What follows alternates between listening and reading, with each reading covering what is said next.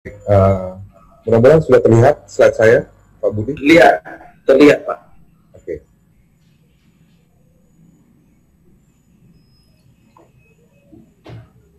Baik, terima kasih sekali lagi atas kesempatan yang diberikan kepada saya. Shalom. Shalom. Assalamualaikum warahmatullahi wabarakatuh. Untuk kita semua, selamat menjalankan ibadah puasa bagi rekan-rekan yang menjalankan ibadah puasa. Materi kami yang diberikan oleh penyelenggara host ini, penyelenggara seminar kita kali ini, kita yaitu pembinaan pelaku pengadaan barang atau jasa. Sebelumnya barangkali tadi sudah diperkenalkan oleh Pak Budi sebagai host. Nama saya Aldi Christian Siagian.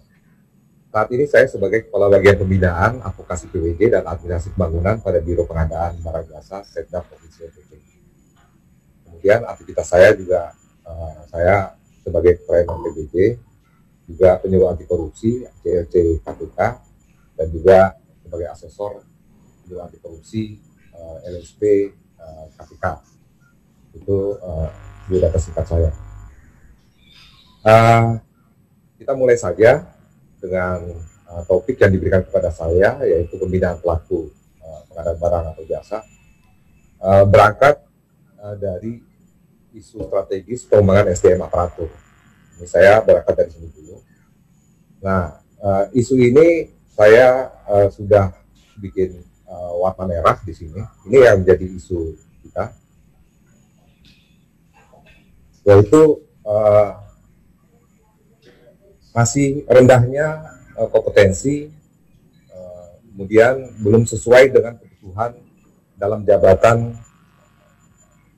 kemudian kinerja juga belum optimal. Ini isu yang terkait dengan pengembangan SDM aparatur. Ini sebagai dasar kita berbicara mengenai fungsi pembinaan pelaku pengadaan barang dan jasa yang dilakukan oleh Biro Pengadaan Barang Jasa di pemerintahan provinsi. Kemudian dari isu ini kita melihat mengenai masalah SDM birokrasi secara umum. Ada 3 masalah di sini. Yang pertama adalah kinerja pelayanan publik yang sampai saat ini masih dikeluhkan oleh masyarakat. Dan ini sudah berjalan lama dan sudah menjadi rahasia umum. Kemudian yang kedua, sampai saat ini juga pelayanan publik yang optimal hanya sebatas wacana. Kemudian yang ketiga itu birokrasi masih mengidap penyakit mental yang korup dengan adigium, kalau bisa dipersulit kenapa dipermudah. Ini masalah-masalah ini secara umum yang dikeluhkan oleh masyarakat. Nah, ketiga masalah inilah yang menjadi celah terjadinya korupsi dengan segala modus operandinya. Kemudian apa dasarnya dari masalah-masalah tersebut? Yang pertama, itu birokrat yang minta dilayani masyarakat. Padahal sesungguhnya birokrat itu adalah abdi masyarakat. Harusnya sebagai abdi masyarakat, maka birokrat inilah yang melayani masyarakat. Kemudian yang kedua, konspirasi saling menutup praktek korupsi. Nah, ini hal yang sering terjadi juga dengan adanya praktek loyalitas yang negatif. Praktek loyalitas yang negatif. Kemudian yang ketiga, elit birokrasi dikuasai oleh elit parpol. Nah, ini hampir umum terjadi, yaitu praktek balas jasa pasca pilkada. Nah, ini yang sering terjadi. Kemudian yang keempat, rekrutmen tidak didasari oleh kompetensi. Ya, terutama ini terjadi praktek-praktek menggunakan jalur orang kuat atau orang dalam, istilahnya seperti itu. Kemudian yang terakhir, analisis jabatan belum menjadi acuan. Nah, ini rekam jejak karir tidak menjadi acuan dalam menganalisis jabatan. Juga syarat dan standar seseorang menduduki jabatan juga tidak menjadi acuan yang jelas. Itu menjadi dasar masalah SDM birokrasi. Nah, kemudian kita masuk ke permasalahan pelaku PBJ. Nah, sebagaimana kita ketahui, pelaku PBJ itu adalah bagian daripada SDM birokrasi secara umum. Jadi, di dalam SDM birokrasi itu, di dalamnya itu ada pelaku PBJ di situ. Ya, pelaku PBJ di luar penyedia. Jadi ada pelaku PBJ. Nah, saya menjabarkan ke dalam dua variabel. Variabel yang pertama adalah variabel independen sebagai penyebab atas produktivitas kerja. Nah, jadi apa saja variabel ini? Yang pertama adalah sikap atau perilaku dari SDM khususnya pelaku PBJ. Kemudian juga keterampilan yang dimiliki oleh setiap pelaku PBJ. Ya, sebagaimana kita ketahui, sebagai pelaku PBJ itu wajib untuk terus meningkatkan keterampilannya secara berjenjang, ya, secara berjenjang. Kemudian juga hubungan antara rekan kerja dan juga hubungan dengan pimpinan ini juga menjadi penyebab. Kemudian kerja tim, kita ketahui bahwa di dalam kegiatan-kegiatan pengadaan barang jasa ini yang diutamakan juga kerja tim. Kemudian juga kerja tim dimaksud itu ya tim kerja yang efektif, tim kerja yang solid. Kemudian juga penyebab yang berikut adalah sejauh mana kreativitas dari pelaku PBJ ini. Kreativitas, kemudian kreativitas inilah yang akan melahirkan satu pekerjaan-pekerjaan yang karena di dalam pengadaan barang jasa ini ada resiko-resiko yang harus diambil oleh pelaku pengadaan dalam praktek pelaksanaan pengadaan barang jasa. Itu variabel independen. Kemudian yang kedua itu variabel dependen sebagai dampak dari pengaruh kualitas SDM. Di variabel ini saya mengidentifikasi ada diperlukan pelaku PBJ ini memiliki pikiran yang komprehensif terhadap aktivitas barang jasa. Kemudian juga antisipatif terhadap tuntutan peraturan. Kita ketahui bahwa peraturan pengadaan barang jasa ini terus berkembang. Kemudian juga di samping itu punya intuisi terhadap masa depan. Jadi kita punya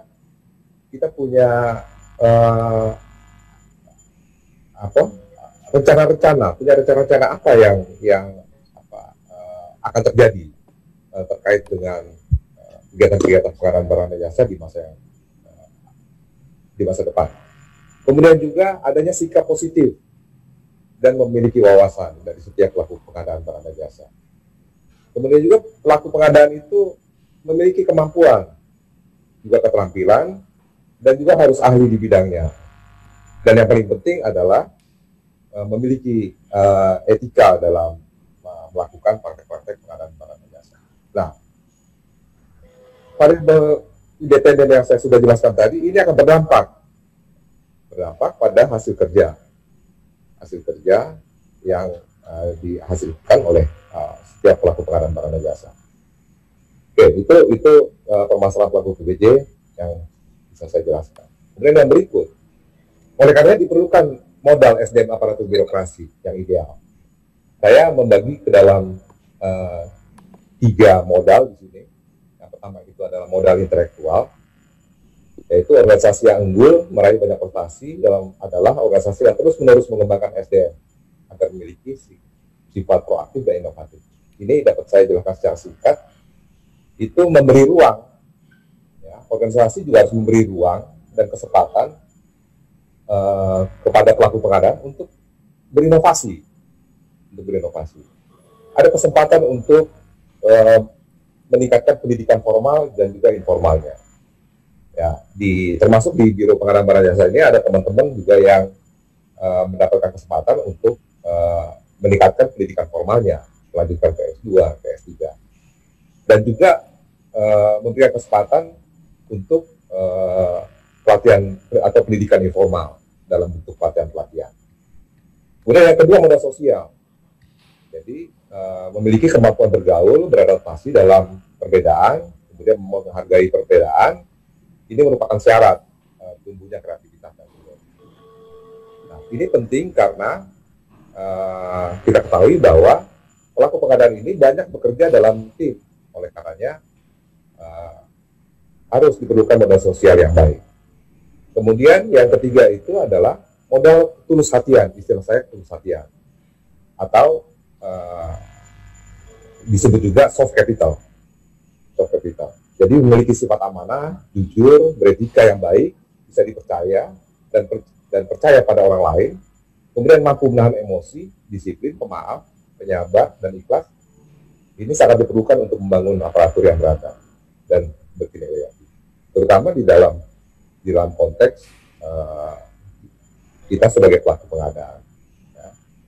Kita banyak bahwa kita bekerja sering juga dalam tekanan-tekanan. Ya. Nah, namun yang harus dalam hal modal ketulushatian ini tetap dalam ketegasan dan menjalankan prinsip-prinsip yang dituangkan di dalam aturan main pengadaan barang dan jasa. Oke, kemudian masuk ke dalam pembinaan, kita memahami dulu mengenai pengertian dari pembinaan pengadaan barang dan jasa. Nah, di dalam regulasi pembinaan barang dan jasa ini tertuang di dalam Kepres 16 juga ada fungsi pembinaan pada PBJ. Kemudian turunannya itu Permen LKPP nomor 9 itu menjelaskan bahwa fungsi pembinaan itu ada pada UKPBJ. Kemudian saya bisa pilah-pilah di sini ke dalam 4 bagian mengenai pengertian pembinaan. Yang pertama itu adalah suatu tindakan proses penyataan untuk menjadi lebih baik. Ini perlu dilakukan karena ada dasar dan alasan untuk menjalankan atau untuk melakukan suatu tindakan proses. Kemudian yang kedua, perlu strategi yang unik dari suatu sistem pembaharuan dan perubahan. Nah, ini berhubungan dengan karakter para pelaku ini yang berbeda-beda. Oleh karenanya perlu strategi yang unik, karena masing-masing manusia itu punya keunikan. Kemudian yang ketiga itu pernyataan yang normatif, menjelaskan bagaimana perubahan dan pembaruan yang berencana. Jadi lebih kepada kita melihat proses pembinaan yang akan dilakukan. Kemudian yang keempat, berusaha untuk mencapai efektivitas, efisiensi dalam suatu perubahan dan pembaruan tanpa henti. Jadi di sini apa dan kapan hasilnya akan terwujud, ini juga harus. Nah, secara ini bisa saya ringkas bahwa pengertian itu adalah pembinaan pengadaan barang dan jasa adalah segala suatu tindakan yang berhubungan langsung dengan perencanaan, penyusunan, pembangunan, pengembangan, arahan, penggunaan serta pengendalian segala sesuatu secara berdaya guna dan baru. Itu bisa saya rangkum pengertian pembinaan PBJ seperti itu. Oke, terus bagaimana dengan fungsi pembinaan PBJ? Yang pertama adalah memupuk kesetiaan, ketaatan terhadap peraturan, prinsip dan etika. Kita ketahui bahwa peraturan pengadaan barang dan jasa ini bisa berubah-berubah, tapi sepanjang sepengetahuan saya yang tidak berubah itu adalah prinsip dan etikanya. Pasal-pasal lain bisa berubah, tapi prinsip dan etika ini tidak pernah berubah dari Kepres pertama sampai Kepres pertama sampai dengan Kepres yang terakhir ini.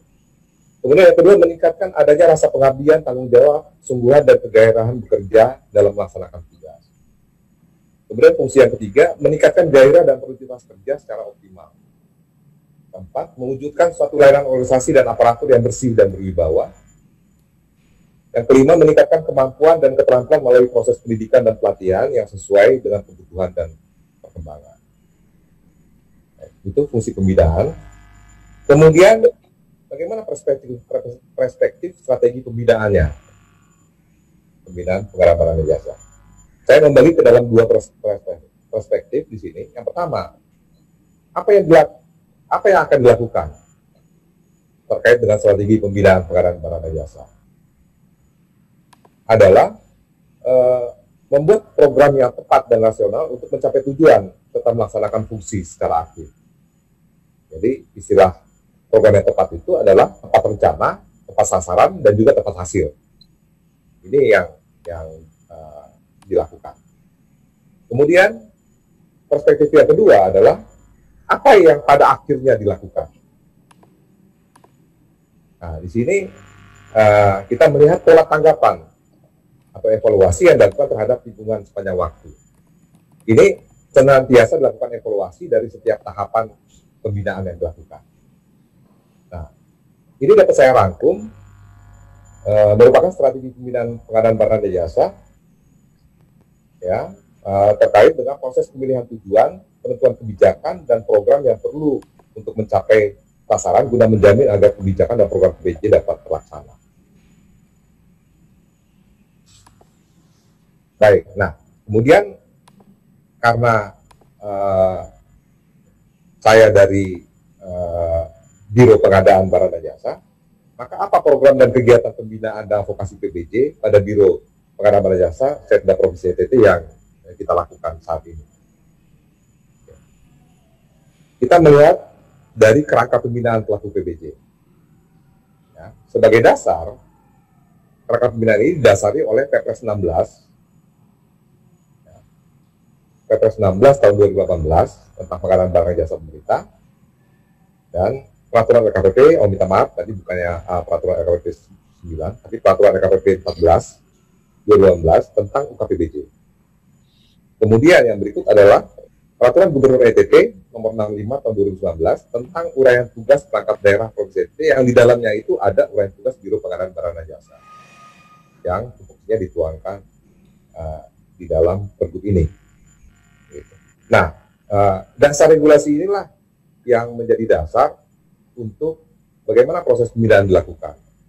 Ya, dalam bentuk pendampingan yang nanti secara detail best practice-nya akan disampaikan oleh Pak Yansani. Nah, apa yang dilakukan dalam pendampingan? Antara lain adalah penguatan, motivasi, observasi, dan juga eksplorasi. Nah, termasuk juga melakukan konsultasi. Kemudian pemecahan masalah, kemudian melakukan coaching dan mentoring terhadap pelaku pengadaan barang dan jasa.